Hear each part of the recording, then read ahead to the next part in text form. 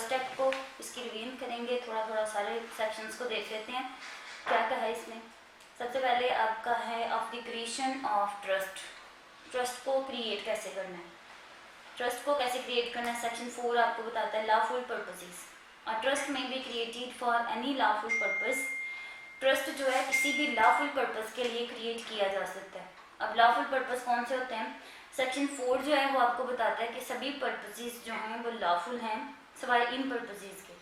वो कौन से हैं, नंबर 1 पे उन्होंने बताया हुआ फॉरबिडन बाय लॉ, कोई भी ऐसा पर्पस जो कि लॉ ने आपको मना कर दिया, आप नहीं अडॉप्ट कर सकते। Such a nature that permitted it would be to feed the provision of any law, या कोई भी ऐसा पर्पस जो अगर आपने इख्तियार किया तो वो लॉ की किसी भी प्रोविजन को जो है वो डिफीट करेगा। नंबर 3 पे फ्रॉडुलेंट, आप किसी को फ्रॉड करने के लिए, किसी को रिसीव करने के लिए कोई पर्पस अडॉप्ट करते हैं, ट्रस्ट क्रिएट करते हैं, तो वो भी अनलॉफुल होगा सेक्शन 4 के तहत।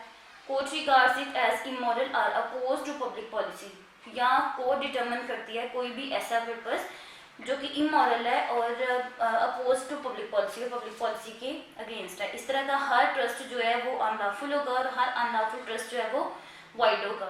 And where a trust is created for 2 purposes, trust के आप क्वेश्चन है कि क्या ट्रस्ट के एक से ज़्यादा पर्पसेस हो सकते हैं, तो बिल्कुल हो सकते हैं। उसके बाद है section 5 trust of immovable property, trust of movable property. Trust जो है दोनों प्रॉपर्टीज़ का हो सकता है, मतलब कि सब्जेक्ट मैटर क्या होना चाहिए, किसका ट्रस्ट क्रिएट किया जाए, तो ट्रस्ट जो है दोनों का हो सकता है, इमूवेबल और मूवेबल का भी हो सकता है, लेकिन शर्त यह है कि नॉन टेस्टामेंट्री डॉक्यूमेंट पे ट्रस्ट जो है वो क्रिएट किया जाए, फिर ट्रस्ट जो है वो कर। उसके बाद क्रिएशन ऑफ ट्रस्ट, ट्रस्ट जो है वो क्रिएट कैसे होता है, प्रॉपर आपका ये पूरा क्वेश्चन एक बनता है इस पर। Essentials of trust, subject to the provision of section 5 a trust is created when author of the trust indicates with reasonable certainty to any words or acts, जब ऑथर जो है वर्ड्स के साथ अपनी किसी भी ख्वाहिश का इजहार करता है कि मैं फलां प्रॉपर्टी का, फलां सब्जेक्ट मैटर का जो है ट्रस्ट क्रिएट करना चाह रहा हूँ, या उसके कुछ हिस्से का ट्रस्ट जो है क्रिएट करना चाह रहा हूँ। The purpose of the trust, उसमें उसका पर्पस क्लियर होना चाहिए, द बेनिफिशियरी उसके क्लियर होने चाहिए, ट्रस्ट प्रॉपर्टी जरूर होनी चाहिए ट्रस्ट क्रिएट करते हुए। उसके अलावा trust is declared by will के जरिए भी आप ट्रस्ट डिक्लेयर कर सकते हैं। Author of the trust is himself to be trustee transfer to the trust property.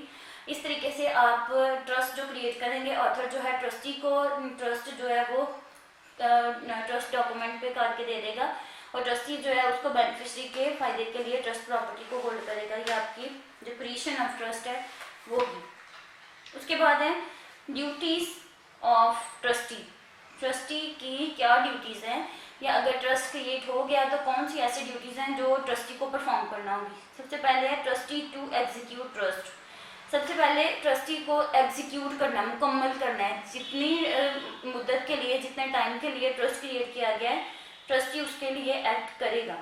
The trustee is bound to fulfill the purposes of the trust and to obey the directions of the author of the trust given at the time of the creation. मतलब trustee जो है वो bound है कि trust को create करते वक्त author की तरफ से जो भी डायरेक्शंस उसको दी गई हैं वो उसको फुलफिल करे, except as modified by the consent of all the beneficiaries. मतलब at the time of creation of trust author ने जो डायरेक्शंस दी हैं, ट्रस्टी बाउंड है कि उनको फुलफिल करे, उन्हीं के अकॉर्डिंग ट्रस्ट प्रॉपर्टी को होल्ड करे, वैसे ही एक्ट करे। लेकिन उन टर्म्स और कंडीशंस को चेंज भी किया जा सकता है। कब किया जा सकता है? बेनिफिशरीज की कॉन्सेंट के साथ। लेकिन कौन से बेनिफिशरीज की कॉन्सेंट ली जाएगी? उन बेनिफिशरीज की जो कॉम्पिटेंट टू कॉन्ट्रैक्ट है। Where the beneficiary is incompetent to contract, अब क्वेश्चन है कि आपका जो ट्रस्ट डीड है उसकी किसी टर्म या कंडीशन को आपने चेंज करना है, लेकिन कर सकते हैं आप, लेकिन बेनिफिशरी की कॉन्सेंट के साथ। अब आपका बेनिफिशरी जो है वो इनकॉम्पिटेंट है, मतलब कॉन्ट्रैक्ट नहीं वो कर सकता, तो फिर आप क्या करेंगे? फिर आप सिविल कोर्ट से जो जिसकी जुरिस्डिक्शन में आप आ रहे हैं, जिसकी जुरिस्डिक्शन में आपकी ट्रस्ट प्रॉपर्टी आ रही है, वहाँ से जाके तो आप परमिशन उनसे लेंगे, तो फिर आप ट्रस्ट प्रॉपर्टी की कोई भी टर्म्स और कंडीशंस जो हैं वो चेंज करवा सकते हैं। ये ट्रस्टी की ड्यूटी है। नंबर 2 पे ट्रस्टी की क्या ड्यूटी है? Trustee to inform himself of state of trust property. Trustee को बिल्कुल नॉलेज होना चाहिए कि ट्रस्ट प्रॉपर्टी जो है उसकी नेचर क्या है, उसको इस्तेमाल कैसे करना है, उसको हिफाजत उसकी कैसे करनी है, या बेहतर तरीके से इस्तेमाल में उसको कैसे लाया जा सकता है। नंबर 3 पे trustee to protect title of trust property. Trust property के टाइटल को प्रोटेक्ट करना भी ट्रस्टी की ड्यूटी है। Trustee not to set up title adverse to beneficiary. Trustee जो है ट्रस्ट प्रॉपर्टी का जो टाइटल है उसको ट्रस्ट बेनिफिशियरी के एडवर्स, उसके अगेंस्ट बिल्कुल भी इस्तेमाल नहीं करेगा। कोई ऐसा काम या कोई ऐसा एक्ट नहीं करेगा जो बेनिफिशियरी के अगेंस्ट हो। Conversion of perishable property. Trustee की एक ड्यूटी ये भी है कि अगर किसी मतलब चीज़ों की नेचर ऐसी है या प्रॉपर्टी ऐसी है, सब्जेक्ट मैटर ऐसा है जो पेरिशेबल नेचर का है, तो ट्रस्टी की ड्यूटी है कि उस चीज़ को उन चीज़ों को जो पेरिशेबल नेचर की हैं उनको ख़राब होने से बचाने के लिए उनको कन्वर्ट कर सकता है प्रॉफिटेबल चीज़ों में। ये भी ट्रस्टी की ड्यूटी है। Trustee to prevent waste. Trustee की ड्यूटी है where trustee is created for the benefit of several persons in succession and one of them is in possession of trust property if he commits or threaten commits।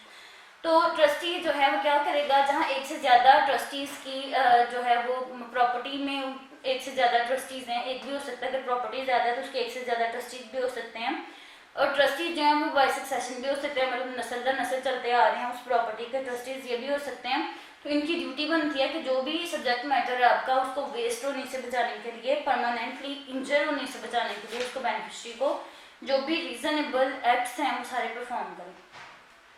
Accounts and information number 19 है a trustee is bound to keep clear accounts, accurate accounts of the trust property and at all reasonable times the request of the beneficiary to furnish him. मतलब उसकी duty है जितने भी accounts हैं उनको clear रखे, उन पे उसका नॉलेज बिल्कुल क्लियर होना चाहिए, कोई एम्बिग्विटी नहीं होनी चाहिए, और जब भी बेनिफिशियरी उससे रिक्वायर करे तो उनको फर्निश करे। ये हमारी ड्यूटीज थी जो कि ट्रस्टी ने परफॉर्म करनी थी। उसके बाद नेक्स्ट क्वेश्चन सेक्शन 70 है जो कि of the vacating of office of trustee है। ऑफिस हाउ वैकेटेड, ऑफिस जो है वो कैसे वैकेट होता है। The office of trustee is vacated by his death. दो तरीकों से ऑफिस वैकेट होगा। नंबर 1 बाय हिज डेथ, उसकी डेथ से, बाय हिज डिस्चार्ज ऑफिस, या उसके ऑफिस को डिस्चार्ज कर दे तब। अब ऑफिस को डिस्चार्ज वो कैसे कर देगा, सेक्शन 71 इसको एक्सप्लेन करता है। Discharge of trustee, the trustee may be discharge from his office only as follows. By the extinction of trust, जब ट्रस्ट जो एक्सटिंक्ट हो जाएगा, ट्रस्ट खत्म हो जाएगा। By the completion of his duties under the trust, by such means as may be prescribed by the instrument of the trust. या तो आपका ट्रस्ट जो है वो खत्म हो गया, या जो ड्यूटी परफॉर्म करने के लिए दी हुई थी ट्रस्टी को, या आपने वही खत्म कर दिया। By such means as may be prescribed by instrument, या वो तमाम काम, वो तमाम जिम्मेदारियां जो कि ट्रस्ट इंस्ट्रूमेंट ट्रस्टी को कह रहे हैं कि उसने परफॉर्म करनी है, वो सारी वो परफॉर्म कर चुका है तो भी ट्रस्ट जो है वो खत्म हो जाएगा। Bye appointment under his act a new trustee, या जो मौजूदा ट्रस्टी है उसकी जगह पे कोई नया ट्रस्टी आप अपॉइंट कर लेंगे तो भी। By consent of himself and the beneficiary, या उसकी अपनी मर्जी के साथ या बेनिफिशियरी की मर्जी के साथ। लेकिन जहाँ पे भी बेनिफिशियरी की मर्जी के साथ ट्रस्टी को रिमूव करेंगे तो ज़रूरी है कि बेनिफिशियरी जो है कॉम्पिटेंट टू कॉन्ट्रैक्ट होना चाहिए। By the court to which a petition for his discharge is presented under this act, या कोर्ट की परमिशन के साथ अगर आपका जो बेनिफिशियरी है वो इनकम्पिटेंट टू कॉन्ट्रैक्ट है तो फिर आप कोर्ट की परमिशन के साथ जो है वो करेंगे, और कोर्ट में पिटीशन फाइल करना होगी इसके लिए, परमिशन लेने के लिए, तो फिर भी आप जो है वो कर लेंगे, अपने ऑफिस से डिस्चार्ज हो जाएंगे। उसके बाद सेक्शन 77 है of the extinction of trust. Trust extinct कैसे होगा, ट्रस्ट खत्म कैसे होगा। Trust how extinguish, a trust is extinguished when it's purpose is completely fulfilled, जब इसका पर्पस जो है कम्प्लीटली मुकम्मल हो जाएगा। When it's purpose becomes unlawful, या जिस पर्पस के लिए ट्रस्ट क्रिएट किया है वो आपका पर्पस ही अनलॉफुल हो गया। When the fulfilment of its purpose become impossible, जिस मकसद के लिए आपने ट्रस्ट क्रिएट किया है वो मकसद जो है उसको पूरा करना ही इम्पॉसिबल हो गया, मुमकिन नहीं रहा उसको आप कंप्लीट कर सकें। By destruction of the trust properties की एग्जांपल ये हो सकती है कि आप जिस प्रॉपर्टी का आपने ट्रस्ट क्रिएट किया वो प्रॉपर्टी ही डिस्ट्रक्ट हो गई है तो आपके लिए ट्रस्ट जो है वो मुकम्मल करना पॉसिबल नहीं रहेगा, तो भी ट्रस्ट जो है समझा जाएगा कि वो एक्सटिंक्ट हो गया। When the trust being revocable is expressly revoked, जब ट्रस्ट होगा ही इस नेचर का कि उसको रिवोक कर दिया जाएगा और उसको एक्सप्रेसली रिवोक कर दिया जाएगा तो ट्रस्ट जो है आपका एक्सटिंक्ट हो जाएगा। रेवोकेशन ऑफ ट्रस्ट, ट्रस्ट जो है वो रिवोक कैसे होगा। सेक्शन 78 आपको बता रहा है a trust created by will, कोई भी ऐसा ट्रस्ट जिसको बाय विल क्रिएट किया जाए may be revoked eight the prayer of testator. तो जब भी टेस्टेटर जो पर्सन विल के जरिए उसको क्रिएट कर रहा है आपके ट्रस्ट को, उसकी विल पे, उसकी ख्वाहिश पे, उसकी मर्जी पे उसको खत्म किया जा सकता है। और ट्रस्ट अदरवाइज क्रिएटेड, जो ट्रस्ट आपके अदरवाइज मतलब जो ट्रस्ट आपके नॉन टेस्टामेंट्री डॉक्यूमेंट्स पे क्रिएट किए गए हैं वो खत्म हो सकते हैं इन वजूहात पे। किन पे? Where all the beneficiaries are competent to contract by their consent, जहाँ पे तमाम बेनिफिशरीज जो हैं ट्रस्ट के वो कॉम्पिटेंट टू कॉन्ट्रैक्ट हैं, तो उनकी कॉन्सेंट के साथ ट्रस्ट जो है उसको खत्म किया जा सकता है। Where the trust has been declared by non testamentary instrument or by word of mouth in exercise of power of revolution, जहाँ पे आपका ट्रस्ट जो है नॉन टेस्टामेंट्री डॉक्यूमेंट पे हुआ है, उसको वर्ड ऑफ माउथ के जरिए मतलब प्रोनाउंस करके उसको तो आप रिवोक कर सकते हैं। Where the trustees for the payment of debts, जहाँ पे ट्रस्ट क्रिएट करने का मकसद ये है किसी मखसूस तरह के आपने जो डेब्ट्स हैं उनको पे करने हैं, ऑथर के डेब्ट्स हैं उनको पे करना है।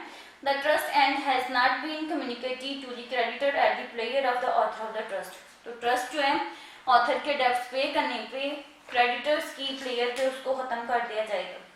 ये आपका ट्रस्ट एक्ट था जो कि कंप्लीट हो गया। उसके बाद हम शुरू करते हैं लॉ ऑफ इक्विटी। इसमें आपके तकरीबन 9 मैगज़म्स हैं जो कि आप लोग 1 बाय 1 देखते हैं थोड़े थोड़े क्या है। नंबर 1 पे जो आपका मैगज़म है, there is no wrong without a remedy.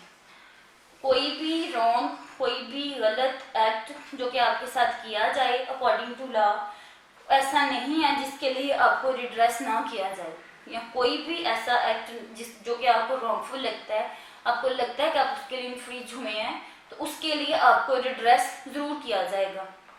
इसके लैटिन वर्ड्स हैं जिस पे बेस करता है अभी जस्ट अभी रेमेडियल, मतलब जहाँ where there is wrong there is remedy, जहाँ रॉन्ग है वहाँ पे रेमेडी भी मौजूद है। नंबर 2 पे जो आपका मैक्सिम है, he who comes to equity must comes with clean hand। ये मैक्सिम क्या आपको बताता है, इसकी जो सबसे पहले लैटिन वर्ड्स देख सकते हैं, ex turpi causa non oritur actio, मतलब अगर आप कोर्ट में आए हैं, आप चाहते हैं कि आपके साथ इंसाफ किया जाए, आपको इक्विटी रिलीफ दे, तो उसके लिए ज़रूरी है कि आप खुद भी क्लीन हैंडेड हो। मतलब ज़रूरी नहीं कि जिस पर्सन के अगेंस्ट आप सूट फाइल करके रिलीफ लेना चाह रहे हैं तो उसके अगेंस्ट आपके अपने खाते में से कोई रिलीफ निकलता हो, और अगर निकलता हुआ तो आपको रिलीफ इस मैगज़ीन के तहत नहीं मिलेगा। मतलब अगर आप चाह रहे हैं इस मैगज़ीन के अंदर where there is he who comes to equity must comes with clean hand, अगर आप चाह रहे हैं इस मैगज़ीन के तहत आपको रिलीफ दिया जाए तो उसके लिए ज़रूरी है कि आप खुद क्लीन हैंड हो, आपने खुद कुछ गलत ना किया हो।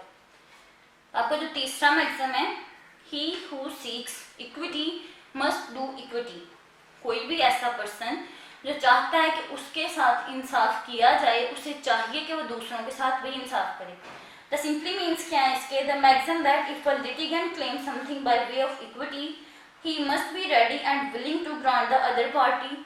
अगर कोई पर्सन चाहता है कि उसके साथ इंसाफ किया जाए तो उसको चाहिए कि वो विलिंग हो कि वो दूसरों के साथ भी इंसाफ करे। नंबर 4 पे आपका मैक्सिम्स, डिले डिफीट इक्विटी विजिलेंटिबस नॉन डोरिमेंटिबस ज्यूरा सबवीनियंट, कोई भी ऐसा पर्सन जो अपना रिलीफ लेने के लिए डिले करेगा, कानून उसको बिल्कुल भी सपोर्ट नहीं करेगा। आपको अपना राइट लेने के लिए विजिलेंट होना पड़ेगा, इंडोलेंट नहीं। तब लॉ हमेशा उन लोगों की मदद करता है, कुछ सम लिमिटेशंस होती हैं जो आप पे अप्लाई होती हैं, उन लोगों की हमेशा हेल्प होती है जो अपने राइट को लेके विजिलेंट होते हैं, वो लेने के लिए विजिलेंट होते हैं। उसके बाद आपका मैक्सिम है maxim number 7, equity regards that done which ought to have been done. आपको इस मैक्सिम नंबर जो है 7 वो ये कहता है कि कोई भी ऐसी चीज़ जो कि देखने में लगता है कि आपने कर दिया, वो ये नहीं होना चाहिए कि आपने कर दिया सिर्फ अल्फाज के जरिए, वो नजर आनी चाहिए कि आपने एक्ट किया है एक्चुअली। मतलब कोई भी ऐसा एग्रीमेंट है आपका जो आपने कर लिया है वो एग्जीक्यूटरी फॉर्म में है, तो अगर वो एग्जीक्यूटरी है मतलब तकमील होने के काबिल है, तो आपको वो नहीं समझा जाएगा कि वो मुकम्मल हुआ। जब वो एग्जीक्यूटेड हो जाएगा, तकमील हो जाएगा, इस मैक्सिम के तहत समझा जाएगा कि आपका कॉन्ट्रैक्ट जो है वो मुकम्मल हो गया। इक्विटी फॉलोज द लॉ एक्विटर सेक्विटर लेगम, मतलब इक्विटी जो है हमेशा लॉ को फॉलो करती है। आपके जो मैक्सिम्स हैं बेसिकली ये लॉ को इंटरप्रेट करते हैं। लैटिन वर्ड्स हैं लेकिन ला को इंटरप्रेट करते हैं, जहाँ पे ये दोनों बराबर होंगे तो ला जो है वो प्रिवेल करेगा। लास्ट में एग्जाम है आपका इक्विटी एक्ट इन पर्सोनम नॉट इन रेम, इक्विटिस एजेट इन पर्सोनम। ये जो मैक्सिम है आपका ये डील करता है आपकी जुरिस्डिक्शन पे, मतलब इक्विटी जो है हमेशा एक पर्सन की फेवर में एक्ट करेगी। इसमें एक बड़ा मशहूर आपका केस ला है, Penn and Lord Baltimore were in England and they entered into agreement to settle their boundaries of two province in America and Pennsylvania. मतलब मैरीलैंड में एक प्रॉपर्टी जो है वो सिक्योर करती है। कौन कौन सी पार्टीज हैं? Penn and Baltimore. पेन जो है call upon Lord Baltimore, Penn ने लॉर्ड बेल्टीमोर को कहा कि जो एग्रीमेंट मेरे और तुम्हारे दरमियान हुआ है आप इसको कंप्लीट करो, लेकिन बेल्टीमोर ने डिफेंड किया खुद को कि मैं इस प्रॉपर्टी के लिए इस मैक्सिम को इस एग्रीमेंट को लेके तो इसको परफॉर्म नहीं करूँगा। क्यों नहीं करूँगा? क्योंकि ये जो प्रॉपर्टी है ये सिक्योर नहीं करती। जिस कोर्ट में जाके आपने सूट फाइल किया उस कोर्ट के तहत तो आप उसकी जुरिस्डिक्शन में नहीं है, तो उसने खुद को डिफेंड किया कि जहाँ पे जाके आपने सूट फाइल किया है चूंकि आपका जो प्रॉपर्टी है वो वहाँ पे उस कोर्ट की जुरिस्डिक्शन में नहीं है, तो मैं इस एग्रीमेंट को परफॉर्म नहीं करूँगा। इट वॉज हेल्ड, अब कोर्ट ने क्या किया इस मैक्सिम को लेके, कोर्ट ने किया it was held that plaintiff was entitled to specific performance. Court ने कहा है कि प्लेंटिफ की फेवर में स्पेसिफिक परफॉर्मेंस होनी चाहिए, चाहे डिफेंडेंट जो है वो उनकी जुरिस्डिक्शन में नहीं है, लेकिन फिर भी उसकी स्पेसिफिक परफॉर्मेंस होनी चाहिए। और कोर्ट ने प्लेंटिफ की फेवर में डिसीजन दिया है ये सोचते हुए चाहे जुरिस्डिक्शन में नहीं है कि इक्विटी एक्ट इन पर्सोनम, और कोर्ट ने इक्विटी एक्ट इन पर्सोनम को देखते हुए पर्सन की फेवर में फैसला दिया, डिफेंडेंट चाहे उनकी जुरिस्डिक्शन में नहीं। जी स्टूडेंट्स, ये सारे हमारे मैक्सिम थे। अल्लाह हाफिज़।